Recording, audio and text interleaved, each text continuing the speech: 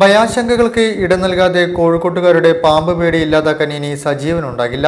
2 മാസം മുൻപ് മൂർഖന്റെ കടിയേറ്റ് ചികിത്സയിലായിരുന്ന സജീവൻ കഴിഞ്ഞ ദിവസമാണ് മരണത്തിന് കീഴടങ്ങിയത്.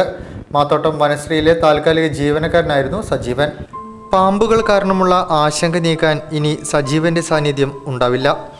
വനംവകുപ്പ് ഉത്തരമേഖല ആസ്ഥാനമായ മാത്തോട്ടം വനശ്രീയിൽ 20 വർഷമായി പാമ്പ് പിടുത്തക്കാരനായ സജീവൻ രാജവെമ്പാല, മൂർഖൻ, അണലി, വെള്ളിക്കെട്ടൻ തുടങ്ങി ആയിരക്കണക്കിന് വിഷപ്പാമ്പുകളെ പിടികൂടിയിട്ടുണ്ട്.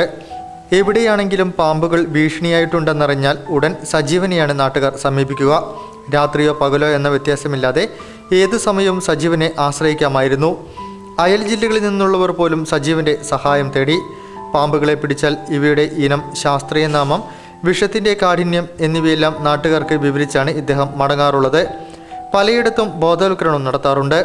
ഇക്കഴിഞ്ഞ ഏപ്രിൽ 17-ന് ഒളവണ്ണയിലെ വീട്ടിൽ നിന്നും പിടികൂടിയ മൂർഖനെ ചാക്കിൽ കെട്ടുന്നതിനിടെ കൈക്ക് കടിയേറ്റ് ചികിത്സയിലായിരുന്നു. കൈക്ക് ശസ്ത്രക്രിയ നടത്തിയ ശേഷം തുടർ ചികിത്സയ്ക്ക് ബീച്ച് ആശുപത്രിയിലായിരുന്ന സജീവൻ 2 ആഴ്ച മുൻപാണ് ആശുപത്രി വിട്ടത്. കൈയിലെ മുറിവ് ഉണങ്ങാത്തതിനാൽ ജോലിക്കിറങ്ങാനായിരുന്നില്ല. പലവട്ടം സജീവന് പാമ്പ് കടിയേറ്റിട്ടുണ്ട്.